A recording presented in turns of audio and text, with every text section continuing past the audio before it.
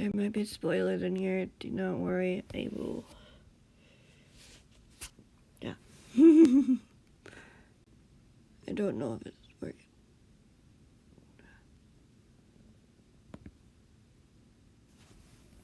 Hang on.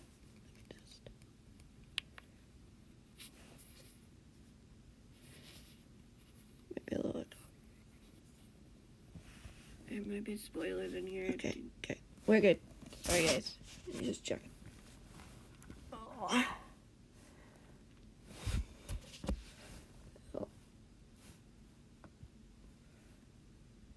Yeah.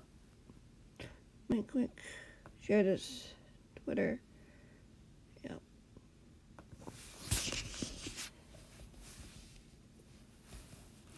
Hang on. I don't know if anyone's done. It's pretty early.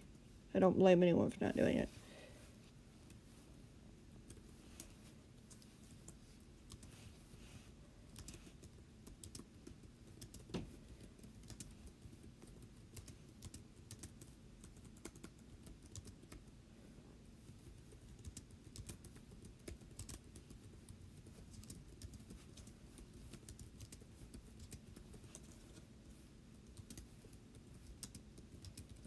This is mainly a test stream to see how this works.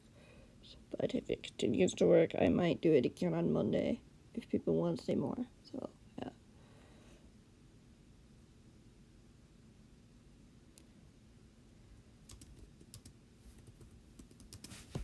Did not turn off on me.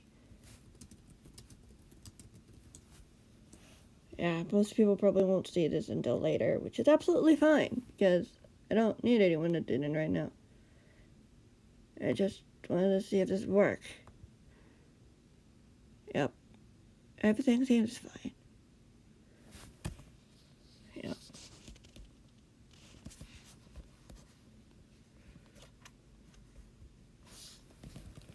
Yeah.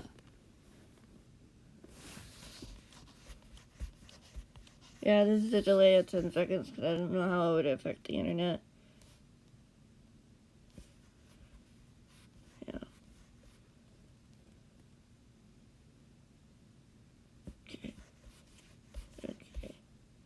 Okay. We are scrolling. 5. Yeah, if you guys haven't read this, you probably should. Otherwise, yeah, you will be spoiled. It's just, I was not prepared for this. Okay, 7.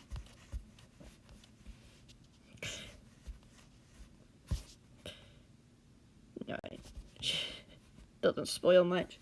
Technically, I was about to upload a video tomorrow, but we'll see how this goes. So far, we're looking good, and you can see the screen. You can see the words on it. That's absolutely fine. I do not mind this at all. So, we're good about that. And, well, I'm just mainly testing this, see how it goes, and see what happens. Yeah. And people can read it, watch it afterwards. It's going to be public, so you guys can watch it. And it will be put in the playlist eventually. So, let's get right into it. Sorry for the delay, but it's just going to be. I'm just making sure everything's working properly. Chapter 9. Perspective readings, of course. I think you guys know this is the next installment to, like, season Clockwork and all that stuff. And, yeah, it's just furthering the story along. And if you did see from earlier in the stream, there are more stories to come. I do have more ideas, but, like, you're not going to see those until later, depending on how many chapters I go through each stream. Yeah, these guys aren't necessarily novels like the other ones. Like Clockwork Chronicles, but, like, that's not important. You probably want me to get started. Anyway. Let's go. A few hours had passed since Jem and Beat-Ups had discovered that both Impulse and Tango had disappeared. He'd reviewed the coordinates that he'd given Jem. Now just waiting to hear back from the cause members to see if they could find anything. It made sense, seeing as there had been an attack by Mr. A's men relatively recently, and the cause didn't want them going out there, into enemy territory to try and find their friends. Still, it wasn't something he wanted to do. How long does it take for a report to get back? Jem asked, finishing up the last of the potions that Pearl had started on earlier. Beto shrugged, unsure what to say to that. I just wish we knew what was happening. Same. Beto agreed, with a nod. We don't have any of the choice, and we don't have much of a choice right now. Sure, we could go out and on our own, but that could very well put us or from them in greater risk. The cause knows what they're doing, right? I know, but surely they would have found something by now, she insisted, sighing in frustration. We could work on setting up more security in the tunnels while we wait, B-Dip suggested, glancing over to the hallway where Matthias was waiting, quietly. He hadn't said much throughout the ordeal. You never know. We could find a clue down there. Or traps have been set up, she grumbled sourly. Sometimes I think the cause is a bit overprotective. You aren't wrong, Matthias replied, matter-of-factly, surprising her as she turned to face him. The man stepped away from the door frame as he walked into the room. But with the past experiences we've had, we can't take our chances right now. Especially if the wrong people hear a word of what you two are trying to do. They have to know we're looking for them, Jem pressed. They're probably laughing at us right now. So what? They'll let their guard down, Peter mused, getting a smile of the other hermit. We could even go back to the crime scene and see if we can find anything. Do you think it'll be okay? Jem asked, redirecting her attention to Matthias. The cause member shrugged. I won't tell anyone. It shouldn't be too dangerous, anyway, to have another look around. Great, B-Dip said happily, as he went over to the hallway, stopping when he saw one of the backup cause members walking up from the stairwell. Hello. What are you doing? The man asked, as he raised an eyebrow. B-Dip paused. We were going to check on the security downstairs. I can assure you, the security is perfectly fine down there, the man said in monotony. I like that word. I forgot something down there, Jem said quickly, bopping around the corner to stand next to him. I didn't want to go alone, so Beatles wanted to come along. He said so, the man asked, frowning. They're with me, Thea said, walking into the hallway with authority. How's the perimeter? No one's come in or out without us knowing, the man said confidently. Good. I suggest you keep it that way, Matthias replied with a nod. Still, wasn't it advised to stay here? Didn't Devon? The man asked. I'm not risking these hermits from slipping away on their own, Matthias stated. They won't be doing anything dangerous. Devon knows they mean well. Right. I'm going to go outside for a bit then, the man replied, crisply, as he went for the front door, turning back warily. I'm not sure how I feel about this. There's nothing to worry about, Matthias confirmed. It's just a quick visit. Couldn't they call in? The man asked with uncertainty. Sometimes it's better to check in personally, B-Dip said boldly. Very well, the man frowned. Take care then. You too, Jem said cheerfully, as the man walked outside, closing the door behind him. What are the chances he tries to report us to Devon? Pretty good, but I wouldn't be concerned, Zayas chuckled. We are going on a visit anyway, so there's no harm done. Yeah, you're right. Devon trusts us pretty well, Jem giggled. Besides, you're here. Of course, the man nodded. Devon isn't the only one in charge here. So, who's in charge of taking charge of you and Devon, then? B-Dub's the question, as they began to walk down the stairs to the hallway below. Rose, the man replied confidently. Good choice. Jem nodded with a knowing smile. Very good, Zayas agreed, as they arrived at the hallway. B-Dub staring down the hall as he tried to remember where exactly they needed to go. Why don't you lead the way, Jem? We'll be right behind you. Jem nodded as she walked down the hallway, their footsteps echoing down the hall as B-Dubs followed her. knowing Matthias was right behind him. He glanced down one of the hallways that he spotted, seeing the typical redstone security system they had set up not too long ago. The only thing they could hear, though, was their footsteps as they turned a corner as an uneasy feeling filled the hermit. He stopped as he glanced over his shoulder, past Matthias as he scanned behind him. Everything all right? Matthias questioned firmly. I think so, Beatles whispered, catching Jem watching him. I feel like someone was watching us just now, though. Probably just some sort of mob, though, through the walls. Jem said casually. She giggled. Beatles nodded his head. Yeah, probably. The group arrived at Tango's end of the hallway. Seeing the redstone appeared to be untouched. Doesn't look like anyone came in through here, Jim noted. So that's definitely out of the picture. Do you think they could have come back through this way? Beatles asked as he looked up at the open trapdoor leading to the room above. He could see a small hole where the part of the wall used to be. The blue sky revealed itself. It's plausible, the escort replied. So I doubt it, since they would have triggered the system. Maybe not. It's not well hidden at this point, Jem pointed out, walking over at something the hermit had missed before. They just go around here at some point. They did just go through here at this point. Beatles walked over to see what she was looking at, seeing a hole in the wall that looked a bit messy on the other side. It wove around the redstone fairly well, without disrupting it. The hermit frowned. Well, that didn't go to plan. He didn't intend for them to just dig around it. Yeah, Jim nodded with a frown, peeking into the hole. I don't see anything here. It's not even a torch. Yikes! Imagine there was a creeper in there. Peters chuckled nervously as Jem walked into the tunnel, placing it on the torch. Luckily, there wasn't. Jem agreed as she walked back into the other side by the ladder leading up. You coming? We've got a bit more work to do up here. I'm coming, don't worry. Peters mused as he caught up to her, hearing Matthias right behind him.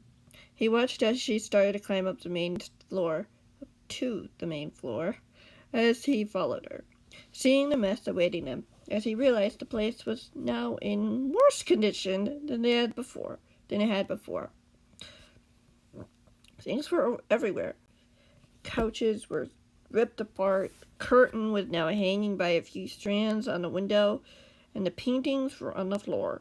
Some were cracked, while others were completely smashed. What happened here? Pretty sure some people came in after the report of your friend's disappearances, Matthias said just solemnly. They tore the place apart for what exactly? Jim asked, turning to face him quickly. They wanted to see what they could find, the man replied. And you didn't tell us, Beatles questioned. That's why I was willing to bring you here, Matthias replied slowly. They took just about anything that they felt they could use to help find your friends. Unfortunately, I feel like some of them had other intentions. How so? Jem asked warily. Like they were trying to hide something? The man shrugged. No one found anything worth noting. It's a worthy concern, knowing how Mr. A's men like to work. Right, Jem nodded. Did they find any evidence that they were here? They did? They didn't tell me, the man sighed. They didn't find their inventory either, from what I could tell. Did they look into the storage room or something? Jem pondered. Be my guest and have a look, the man said casually, gesturing to the stairs. Come on, B-Dubs. Let's see if we can find something, she said quickly as she rushed over the stairs. I'm coming, B-Dubs said hurriedly as he followed her, glancing back to see Matthias watching from below, his expression completely neutral. He shook it off as he spotted the cause member moving over to the window and pushing back the blinds, glancing outside as he disappeared around the corner. Jem was already in the storage room as he caught up with her. I found it, she said triumphantly before her face fell. Yeah, they took everything from them. Even their communicators. Chances are that if we were able to use these to try to reach them, couldn't. It's not over yet, Meadows insisted. You don't see any paper though, like a symbol? You think they'd do that? She asked with uncertainty. I don't know, maybe I heard that little thing, Hermit said thoughtfully. Even if it did, it was probably taken away, she sighed. Besides, we know what they got, right? Not necessarily, Beatus replied slowly. Maybe they didn't have the time. What exactly happened? Jim asked as she stepped out into the hallway, heading over to the hole in the floor. One of the rooms was destroyed as she looked inside. This was Impulse's room, right? I think so, Beatus frowned as he followed her over. Do you think? She asked, taking a step back nervously. No, Beatus shook her head. Beatus shook his head. If they wanted to kill someone, it wouldn't be him. What made you say that? They could have done it as a revenge sort of thing. Jim pointed out. You know, Beatus pressed. She hesitated before nodding. Yeah, you're right. If anything, they would have gone for Tango. So, why this? Probably to scare them or injure them so they couldn't escape, Beatus wondered. She closed her eyes as she took a deep breath. You better not hurt them. We'll stop them, remember? The plan? He reassured her. Let's say it'll even work. She sighed as she turned away from the hole and stormed down the hallway. It could, the hermit suggested. They think we lost our strength. They took 2 of our redstone experts, thinking that would make us give up. But you know what? It's not. We'll find them. And we'll make sure those men regret whatever they did. Redstone experts. Oh, there's a lot of them. Jim stopped at the stairs and she glanced back at him. You feel anything? Beatus hesitated for a moment before taking a breath, reaching deep within himself until he found what he was looking for.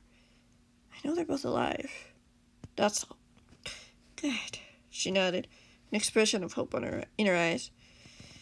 We should probably get back before the horde gets mad at us, Beatus suggested.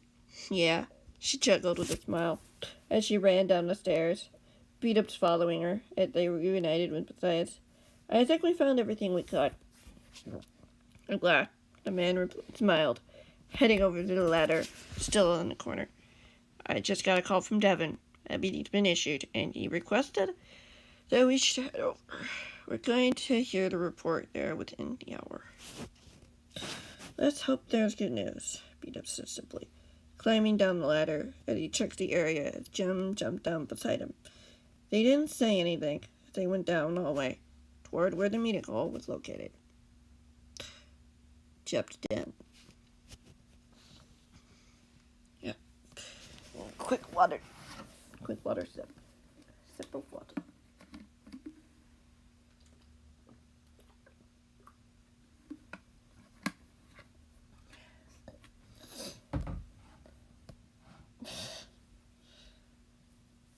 Oh, that's cute. I'm just sleeping right outside the ID. Oh. Impulse opened one of the chests that were just sitting in the corner, having gone through the most of them, mainly due to boredom, and also partly to see if he could find anything that might help him find a way to escape. The hermit wasn't sure how long he'd been doing this, rifling through multiple stacks of different materials, armor, and nearly broken tools. He quickly realized that the man hadn't bothered to check to see if there was anything in this pile of junk that he could use. Of course, he could always smash through the window, but he knew that wasn't a good idea. He wasn't sure who down there he could trust, and as far as he was concerned, everyone down there was an enemy. Since he was on the second floor, there was no easy way to get into the tunnel system downstairs. Or to get out safely,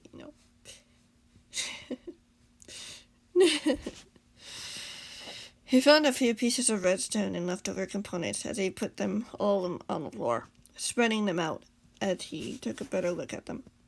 As he looked over to the door, then back down at the items, as inspiration hit him. He grabbed one of the items, what he had to assume was a piece of one of the eliminator that Gran had somehow saved as he carefully crafted something, right there on the floor, looking up every once in a while to make sure there was no sounds of footsteps as he put the pieces together. It probably took him about 10 minutes to do it as he stood up, picking up the little gadget that he made as he walked over to the door, placing it to the next to the lock as he fiddled it a little bit, before he heard a firm click of the lock as his smile widened, testing the door quietly, seeing that sure enough it was unlocked. He pulled back the gadget and put it securely in his pocket as he opened the door, poking his head through as he looked down the hallway, one side to another. He couldn't see anyone, didn't hear anyone, at least not at first. He stepped out of the hallway as he assessed the situation. It was possible some of the men could be downstairs in the main room. He had to be careful not to make a noise as he crept over to where he knew Green's storage room to be, already dreading the task he was about to take on. He didn't have the time to sort through hundreds of chests or shulkers to try to find what he was looking for. He put his ear to the door, testing to make sure no one was inside, just as he heard a door open downstairs, as a voice floated from upstairs to the main room. "Why, hello there," the voice called out as Impulse immediately pulled away from the door before reassuring himself. "I didn't know there was a party out here." "What are you doing here, Scar?"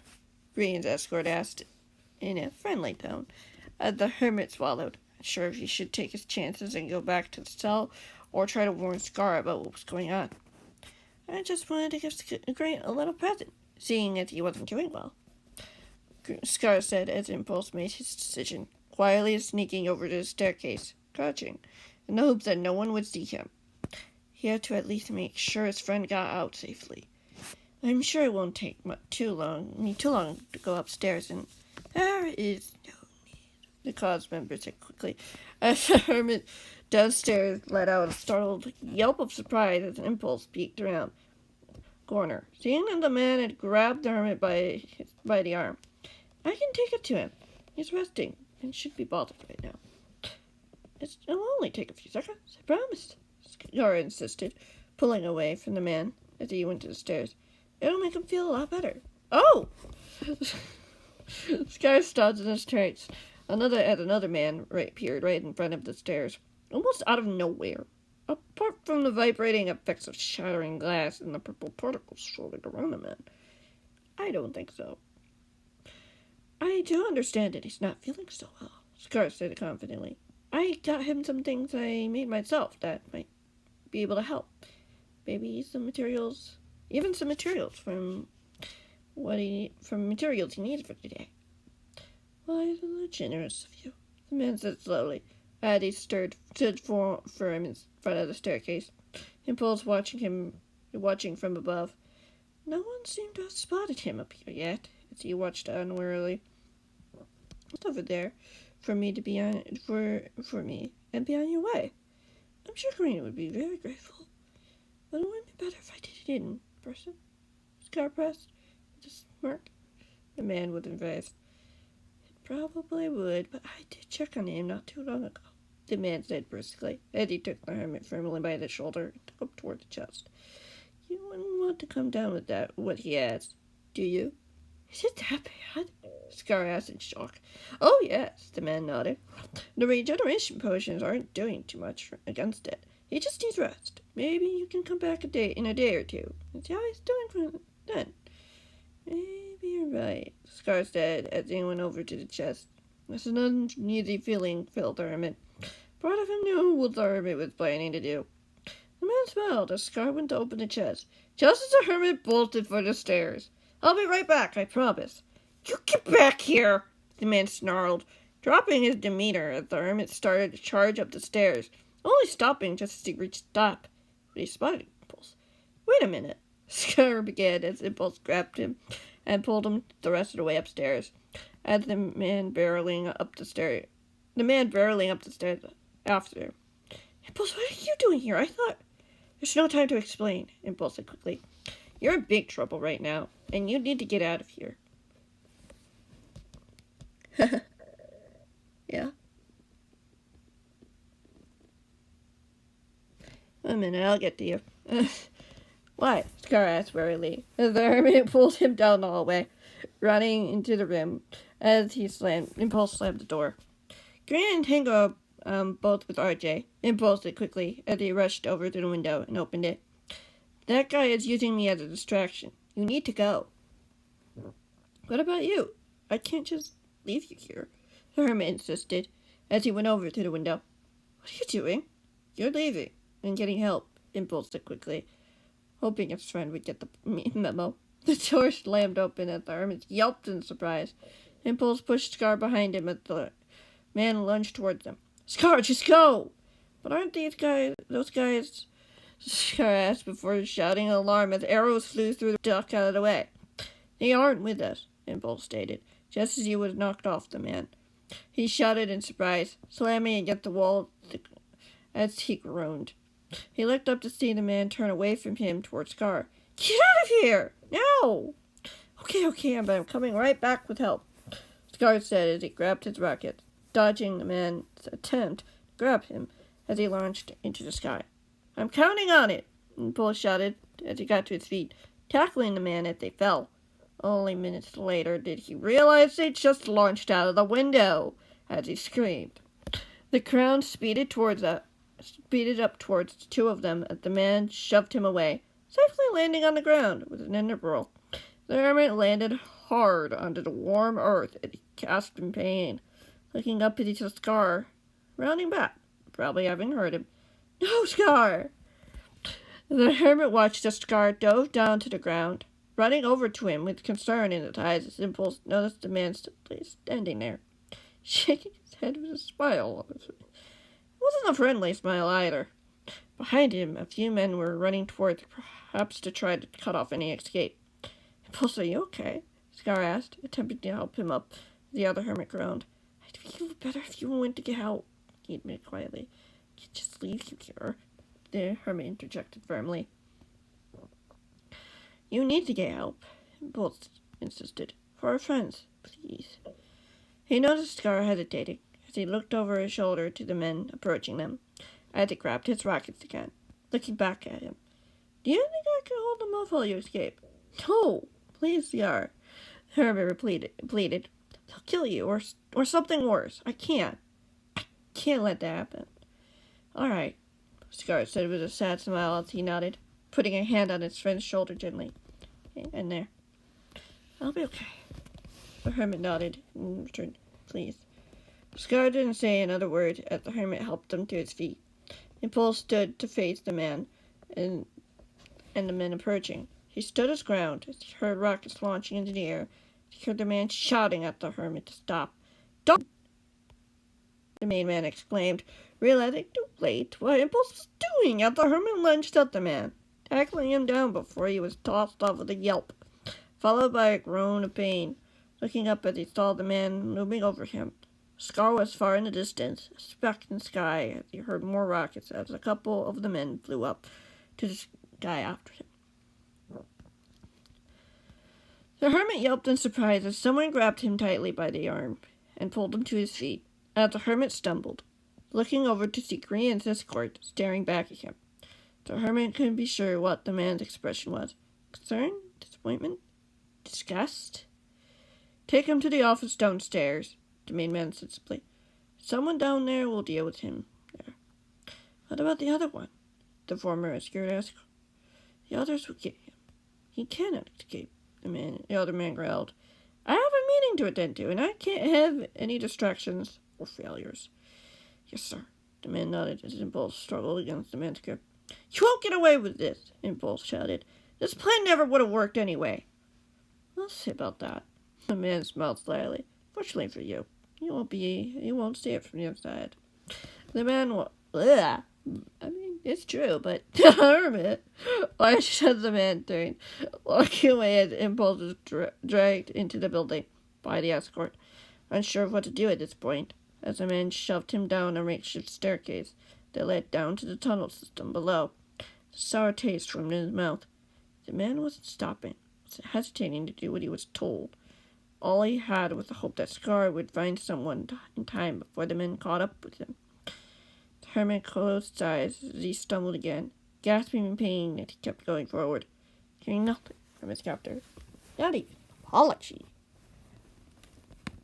Okay. Hello. Yeah.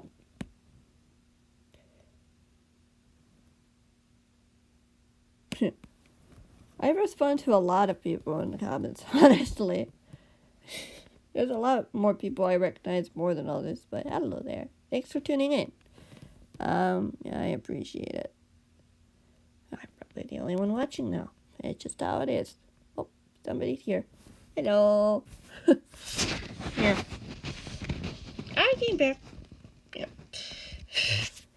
We've already read like 2 chapters so far. That's not bad. We could probably read more. Yeah. Yep. I don't know how long we'll read. For all I know, we could probably actually finish this, so we'll see. Yeah. This is like at a 10-second delay, so we'll see. We should probably keep going if nobody wants to say hi. It's not a big deal, honestly. I'm glad people are tuning in just to see what it's about and just trying something.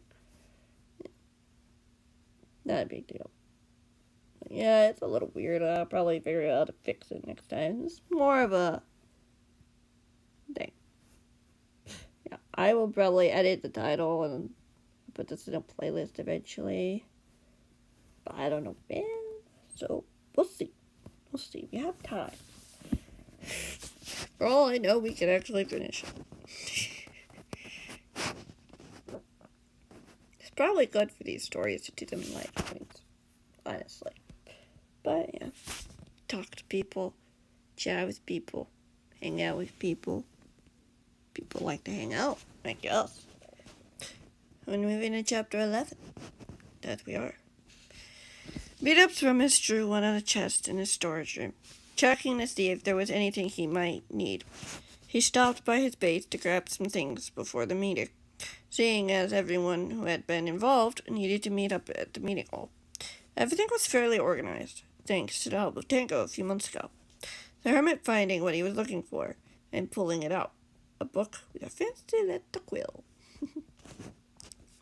He smiled as he walked out of the room and into the hallway before going down the stairs, not hearing an escort inside the house at the time, as he entered the main room, pocketing the book and its quill before looking out the window. If he wanted to get there on time, he'd have to leave soon.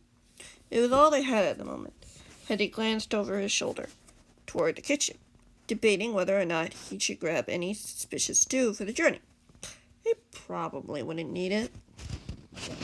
Suddenly, he heard something outside that made him whip his head back, just in time to see something in the distance plummet to the forest below, followed by the sparkling crackle of a black firework against the deep blue sky. The hermit slammed open the door as he ran out, noticing a couple of figures approaching as he heard a cry for help. It was faint, but he'd heard it, and he grabbed his rockets as he launched himself into the sky toward the figures. He noticed that the men were wearing the classic camouflage uniform, as one of them loaded another rocket, aiming it right at him. "Whoa! What are you doing?" Beat-up shouted as he dodged the firecracker as the man released his grip.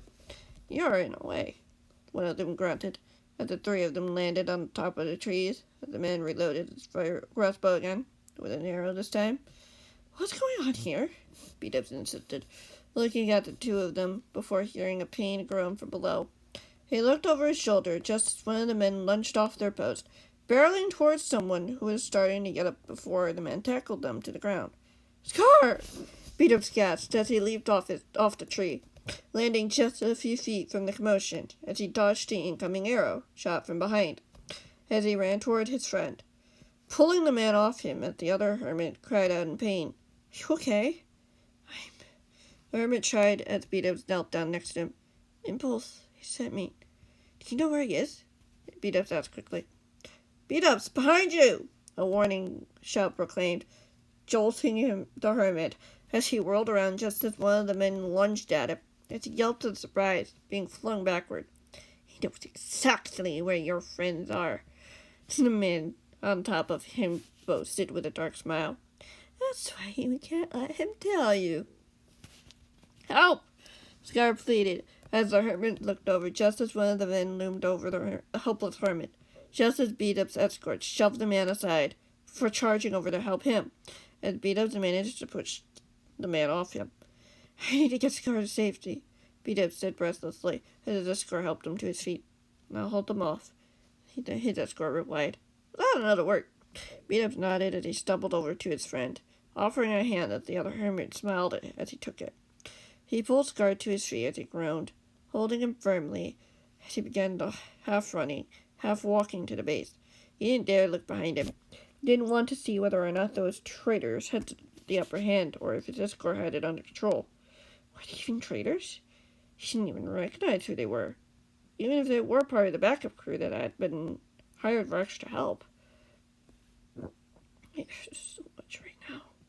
Scar gasped as Beat-Ups pulled him close in the hopes of keep him steady. I know, Beat-Ups replied quickly. I've got stuff in my blade that can help. What about Impulse? Korean? Dango? Scar asked weakly. Korean? Beat-Ups asked, momentarily surprised. Not realizing for a moment, he stopped walking. The men have Korean? How? I don't know. Scar shook his head. Impulse does, though. He's in trouble. Okay. Beat-Up nodded as he spotted his base up ahead. He half carried his friend to the front door. He brought his friend over to the couch of the main room as he went over to the nearby chest as he added, Where is he? Greens.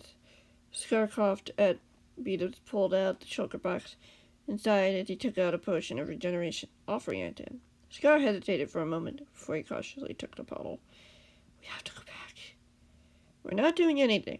Definitely not at your state, the Beat-Up said matter-of-factly as he pulled out his communicator.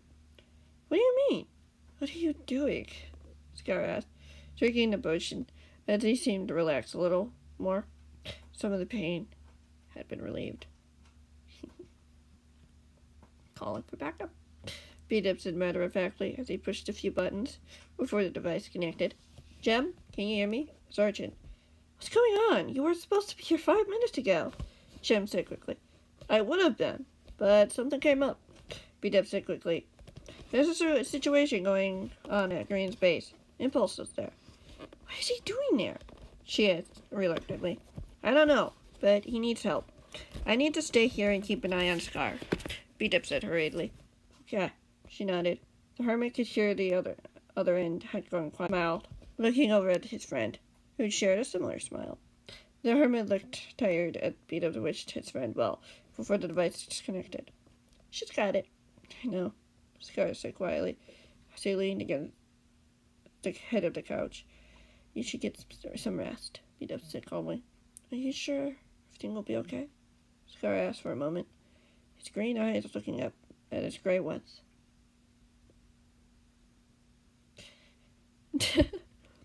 Yes, I believe so. Beat-Up smiled. If anyone can do it, Gems and Matthias can. Scar nodded as he readjusted his position, falling alongside the couch as he rested his head on the armrest. He didn't say anything. He didn't need to. As Beat-Ups pulled the blinds over to hide them for the moment from anyone who might be trying to find them.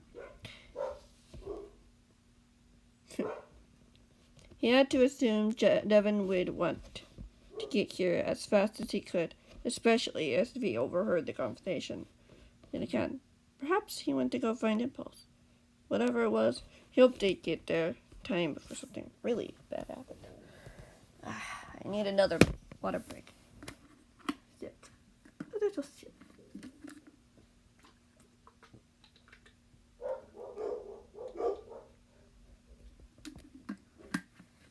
I think the doggos want something.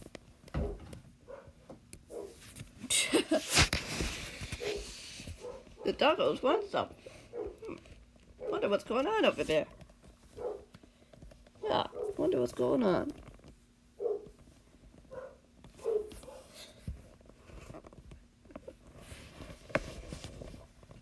Yeah.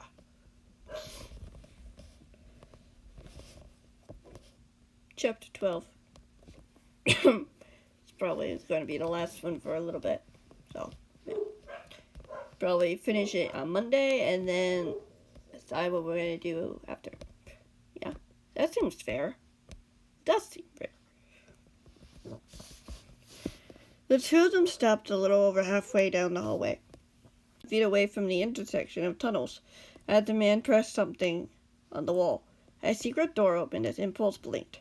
The room was just as well lit as everything else as the escort shoved him in before the door closed behind him. As he whirled around and went for it, slamming on it with his fist, as demanding the man to come back and let him out. You won't be able to get out that way, Impulse, a familiar voice said from behind as Hermit froze, turning to face the speaker as he took the rest of the room. The walls were extremely bright, almost like they were built out of snow. They were flat, with a small table leaning against them.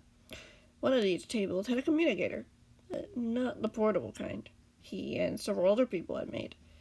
It was the older version. Standing next to the machine was Mr. A, wearing his black leather jacket proudly, as his dark eyes pierced his own. The man was holding something in his hand. As the man smiled, "It's good to finally see you again, after our last interaction." "I'm not telling you anything," Impulse said defiantly, as he lifted his chin, not seeing any other exits. Not that they weren't there, but at the moment, it looked like a room with no doors or windows.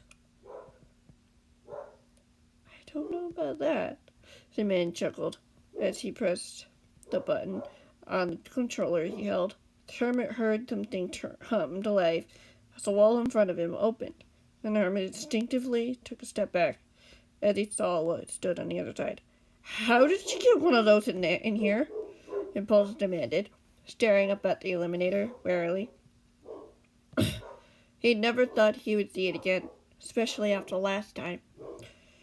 "We built it," the man shrugged. "You don't have great security down here." It isn't bad, though," Impulse snapped. "No, you're right. It's not bad," the man chuckled. "Just easy to evade." The hermit swallowed as he looked away from the machine, away from the single red eye it emitted now. "Why did you bring me here?" "I got a report from my brother, no more than an hour ago, requesting that you have a little bit of a chat," the man said casually. "I thought maybe you'd want to hear it, and help if needed." "I'm not helping you," Impulse said warily, narrowing his eyes before he felt something sharp piercing through his body as he gasped in pain, faltering as he looked toward the machine. His eye now, a sickly green. "I think you will, especially with the new technology I have now," the man chuckled. "We got you to talk before, after all." "I don't know where he is," Impulse retorted, his dark brown eyes glaring at the man. "We shall see," the man said calmly as he pressed the button. "Is everything all ready?" "Yes, brother, everything is ready as it should," RJ's cold voice said through the speaker as the hermit shuddered. "Good," Mr. A chuckled. "Green's still not talking?" "As much as it pains him, yes, he isn't talking," RJ said sourly. "The other one probably won't last for much longer if he keeps this up." "Leave Tango alone," Impulse demanded, and he started to run toward the communicator before he cried out in pain. He fell to the ground, his mind filling with all too familiar images of torment, fear, and pain. "Impulse?" Green's voice asked, its voice sounding faint and distant. The hermit blinked, the images of pain dissipating, as he looked up at Mr. A, who was looking down at him. "Don't worry, Green. I'm not hurting him yet," Mr. A replied. "It's all in his head for the moment." "So, shall we get started then?" RJ offered simply. "I told you, I won't tell you anything," Impulse told both of them simply. "I don't know where they took the kids. That's the truth." "I'm sure," Mr. A snorted. Impulse said nothing as RJ cleared his throat. Impulse managed to get to his feet again, looking over to the machine, wondering if he should try to break it before it could do any more harm. He didn't have a weapon on him, though, or any way to defend himself if the man chose to use it to attack him. "Now, Impulse," RJ said slowly, redirecting the hermit's attention back to the conversation. The man's voice sounded so clear and real, almost as if he was in the room with him. "You will wasn't, though. Neither was his friends. If you say you don't know anything about your friend, how come you never talked to you about his? Not much, no, Impulse admitted. What can you tell me? Reggie offered. What if I say I don't know? Impulse replied, matter-of-factly. Well, I have a good friend of yours right here I could punish further. If you would insist, RJ mused as the hermit tensed. Or my brother can force it out of you like I did the first time we met. It won't work. It hasn't worked since then, Impulse said firmly. I'm smart enough to know better. Are you? RJ questioned. Yes, Impulse determined. Very well, the man said casually. So, do you know anything? Maybe not about your friend or Greens, but maybe about the cause? Nothing you would care about, Impulse said confidently. I highly doubt that, RJ warned. Surely you know something worth sharing with us? Impulse swallowed, feeling the hum in his mind, the familiar sound as he looked over to the machine again. Its eyes still sickly green, glowing brighter as the hermit fought the compelling feeling to say something. He bit his bottom lip determinedly. You're not willing to talk now, Mr. RJ questioned thoughtfully. He's certainly trying not to, Mr. A chuckled. He's learned something for once. Very well, and I suppose I have no other choice, the man said calmly. Impulse's blood went cold. He heard a familiar scream, fighting back the urge to lunge at the machine. He closed his eyes. The humming was getting too much, and now the man was using his friends against him. Okay, Impulse finally gasped out. He couldn't hold it any longer. Couldn't bear to endure hearing his friend's torment while he stayed silent, relieved that he finally said something. Mr. A told his brother to hold back. Okay, what? Mr. A pressed, as the hermit heard his friend's pained whimpering through the device. Don't tell him anything! Green's voice insisted, yelping in pain as RJ chuckled. I do know something about the cause that might be of interest to you. Impulse replied, taking a slow, deep breath as he said it, taking his time to think of what to say, but knowing it might not even matter. I know they're looking for both Green and Tango right now. Impossible, Mr. A snapped. They don't even know Green is missing. Is that what your mentor reported? Impulse questioned. That's what Rob reported to me, RJ corrected. He told me that they managed to deal with everything as planned. They sent your friends to me, evading a detection from the residents here, and he took you to Green's base to stall your friends and the cause. But what about our escorts? Impulse pressed. Sure, Green's escort might be on your side, but Rob never dealt with Tyler or Blake, now did he? He didn't mention them, the man replied. He told me he had everything under control. Do you know where they are now? Mr. A asked curiously. Not entirely, but I have a good idea, Impulse said boldly, looking over at the men. Impulse, what are you doing? Green exclaimed, almost in horror. Giving them what they want, the truth. Impulse said confidently. You are a smart one, Mr. A mused with a smile. Too bad I don't believe you. Of course you don't, Impulse said defiantly. You can't believe I managed to outsmart your tech again. That's true, Mr. A replied calmly. Even so, you won't be able to get out of here anyway. I can't have you escaping and warn any others where your friends are. They won't find you here. They will, Impulse said confidently. Just wishful thinking, Mr. A mused, just as they both heard a shout of alarm as the door slammed open through the device. Sir, we're under attack, someone declared. Probably a soldier. What do you mean? By who? RJ snapped. Grant's friends, as well as the protectors with them, the soldier reported. Well, why are you standing there? Stop them. I'll deal with these two myself. Mr. A snarled as the hermit heard feet running away. The hermit felt a smile form on his face. The smile faded when he heard RJ's final message before disconnecting the device. Too bad you won't be able to say last goodbyes to your friends. Both. Such a shame. It had like this. That's quite unfortunate, Mr. A said as he shook his head, pressing another button as he went over to the far wall. Impulse watched warily as he heard a metallic clang as he glanced over his shoulder. The Eliminator had come to life. Now his eye a blue-white hue as clashed his claws. Farewell, Impulse. It was nice knowing you. Okay. Wait! Impulse cried as he went for the man, the door closing just as he got to it. The hermit gasped in pain, falling to his knees as he felt what he could only describe as energy leaving him. You can't do this! He turned as he heard the sound of the machine's footsteps. He saw the single eye staring down at him, screaming as it reached for him, trying to get away from it, but too weak to get far. He felt the machine clutch him in its cold metal claws just as the secret door to the hallway opened. Impulse! A familiar voice called out as the hermit looked over desperately, seeing some figures running. He felt lightheaded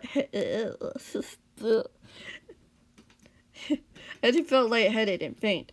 It hurt so much, yet he did nothing about it.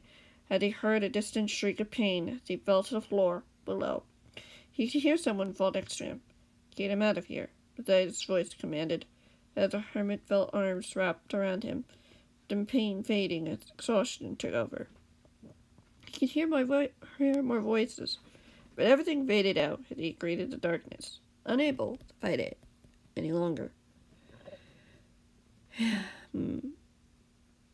Yeah. Wow. Maybe we could continue. I have no issue. Chapter 12. That's pretty intense.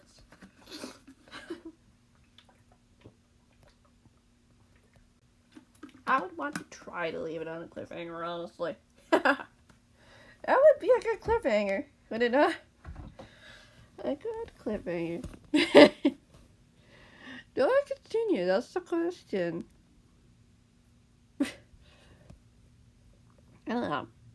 It'd be a good time to just stop what I'm doing now and just leave it to Monday. I don't know. Yeah. Because, like, then afterwards, I have to call, and then there's more story. There's, like, 16 chapters total. So, like, stopping now isn't a bad idea. That way I can finish it on Monday. That sounds nice. Great. Great idea. Just leave it on this little cliffhanger. Hell yeah. Totally. Totally. Yeah. Guinea pigs seem to agree. Anyway, thank you guys so much for watching. I do hope you enjoyed. Yeah, and I'll see you guys in the next one. Whenever that might be. Yeah, I also gotta check on the dogs.